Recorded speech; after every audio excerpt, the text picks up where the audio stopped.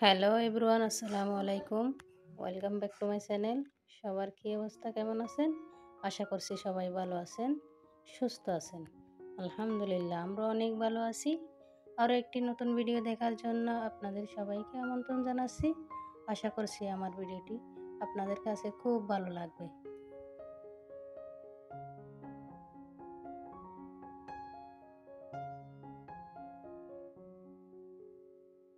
প্রথম রমজান উপলক্ষে আমাদের কল্পলক আবাসিকে অনেক গরু জবাই দিয়েছে। এত গরু জবাই দেওয়ার পরেও অনেকে মাংস পেয়েছেন, অনেকে পান নাই। চিন্তা করেন, আমরা মুসলমানেরা কিভাবে গরুর মাংস খেয়ে থাকি। তো আপনাদের ভাইয়া ঘুম থেকে উঠতে একটু আজকে রেড করে ফেলেছে।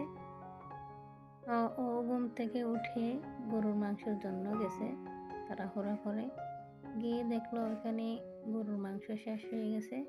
অল্প একটু ছিল, প্রায় 1 কেজির মতো। তো ওগুলো নিয়ে এসেছে। তো কি আর করবে, তো আমাদের রোজা তো রাখতে হবে, গরুর মাংস জন্য তো ও অনেক পাগল। ও বলে কথা নয়, আমার ফ্যামিলিতে সবাই গরুর মাংস পছন্দ করে থাকেন। তো যতটুকু পেয়েছে আলহামদুলিল্লাহ, এতে হয়ে যাবে।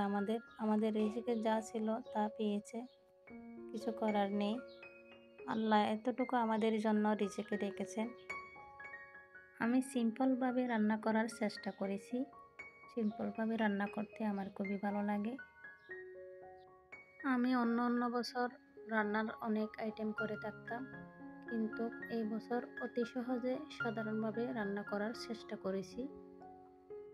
তো এখানে আমার ছোট্ট সোনাটা বারে বারে ডিস্টার্ব করে যাচ্ছে, এখানে উঁকি মারে তাকিয়ে আছে। তো আমি রান্নাঘরে আসলে ও বারে বারে আমাকে বিরক্ত করে, এখানে এসে এসে এটা ফেলে দিয়ে থাকে। তো যাই হোক, আমি প্রেসার কুকারে রান্নাটা বসিয়ে দিলাম। প্রেসার কুকারে রান্না করতে আমার খুবই ভালো লাগে। আগে যখন প্রেসার কুকার ছিল না, তখন আমার রান্না করতে অনেক লেট হয়ে যেত। যখন আমি গরুর মাংস রান্না করতাম, তখন অনেক সময় করে রান্না করতাম। তারপরেও কেন জানি আমার মাংসটা একদম শক্ত থেকে যেত, একদম সিদ্ধ হতে চাইতো না। আমি একদম পানি ফুটিয়ে রান্না করতাম, তারপরেও আমার মাংসগুলি শক্ত থেকে যেত। তো যাই হোক, আমি এখানে কিছু আলু কেটে দিয়েছি। আলু আমার ঘরে সবাই পছন্দ করে, তার কারণে অল্প করে আলু দিয়েছি। তো অফ ক্যামেরায় আমি আলুগুলো কেটে নিয়েছিলাম। তো এগুলি ক্যামেরাবন্দি করা হয়নি। সব কিছু ক্যামেরাবন্দি করতে গেলে সময় অনেকটুকু লাগে, তার কারণে এত কিছু তো ক্যামেরাবন্দি করা যায় না। অফ ক্যামেরায় আমরা অনেক কাজকর্ম করে থাকি, এগুলি দেখাতে গেলে অনেক সময় লাগে। প্রেসার কুকারে রান্না করার ক্ষেত্রে আমি 12 সিটি সবসময় দিয়ে থাকি গরুর মাংস রান্না করতে গেলে। তো আমি মাঝখানে প্রেসার কুকারের হাওয়াগুলি বের করে দিয়ে আলুগুলি দিয়ে দিয়েছিলাম। প্রেসার কুকারে মাংস আর আলু যদি একসাথে দেওয়া হয়, তাহলে মাংস সিদ্ধ হতে হতে আলুগুলি একদম গলে যাবে। তার কারণে 5 সিটি দেওয়ার পরে আমি আলুগুলি দিয়ে দিছি, আর কয়েক সিটি দিয়ে মাংসগুলি নামিয়ে নিছি। আমি সব সময় রান্নাটা রাত্রে করে থাকি। রাত্রে করলে আমার ভালো লাগে, যেহেতু সকালবেলায় উঠে আর ঝামেলা করতে না হয়। এখন তো রমজান মাস চলে এসেছে, এখন তো অফিসে আর বাদ দিতে হবে না আপনাদের ভাইয়াকে। তো অফিসের ঝামেলাটা, রান্নার ঝামেলাটা একদম কমে গেছে। ও সিম্পলভাবে রান্না করার কারণ হচ্ছে, আমি বেশি করে রান্না করলে আমাদের ঘরে কেউ বাসি খাবার খেতে চায় না। তার কারণে আমি এক চুলায় কিছু মাছ রান্না বসিয়ে দিয়েছি। তো অন্য চুলায় আমি কিছু মাংস রান্না করব। একদম সিম্পলভাবে রান্না করার চেষ্টা করেছি, যেই দিনের রান্না সেই দিন যাতে ফিনিশ করতে পারি। বাসি খাবার কেউ খেতে না চাওয়ার কারণে আমি অল্প করে রান্না করব। এখানে কিছু মাংস দিয়ে দিয়েছি, তো ভালোভাবে কষিয়ে নেব।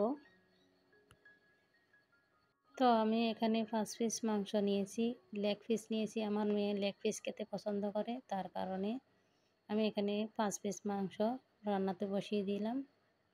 তো আমরা তো কম বেশি সবাই রান্না করতে পারি। তো এখানে কি মশলাপাতি দিয়েছি সেই সব তো আপনারা দেখেছেন, তার কারণে আমি বললাম না। অল্প রান্না করেছি, তারপরে অনেক সময় লেগেছে, আর নামাজ পড়তে অনেক দেরি হয়ে গেছে। যেহেতু আমার ছোট বাবু আছে, তার কারণে আমার একটু লেট হয়ে যায়। যেহেতু এশার নামাজ আর তারাবি নামাজ পড়তে অনেক সময় লেগে থাকে, সেহেতু বাবু উঠে কতক্ষণ পর পর কান্না করে, আবার বাবুকে সামলাতে হয়। তো দেখলেন তো আমার সিম্পল রান্না আমি টেবিলে খুবই সাধারণভাবে সাজিয়ে রেখেছি। তো এখন আমরা খেয়ে নেব সবাই মিলে।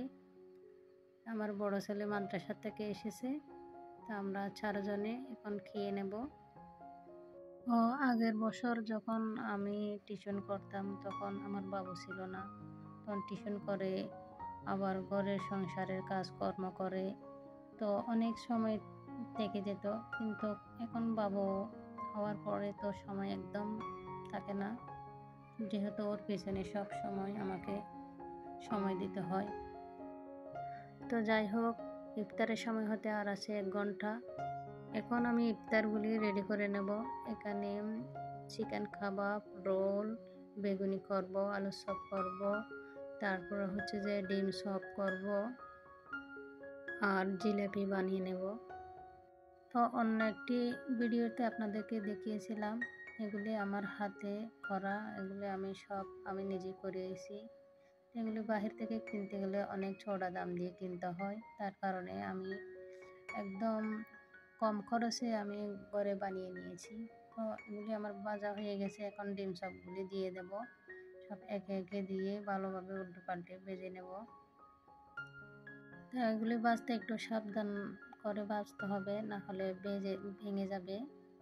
তো আলুর চপগুলি দিয়ে দিয়েছি, এগুলো উল্টে পাল্টে সব ভেজে নেব। অন্য আরেকটি চুলাতে আমি রোলগুলি দিয়ে দিয়েছি। তো সময় কম থাকার কারণে আমি তাড়াহুড়া করে ভাজতে গিয়ে এগুলি একটু কালারগুলি নষ্ট হয়ে গেছে। তো পেঁয়াজগুলি ভেজে নেব। আপনাদের ভাইয়া অফিস থেকে এসে গেছে, তার কারণে একটু তাড়াহুড়া, পুরুষ মানুষ থাকলে যা হয় আর কি, অনেক তাড়াহুড়া করে ভেজে নেব। তো এদিকে আমি জিলাপিগুলিও ভেজে নেব।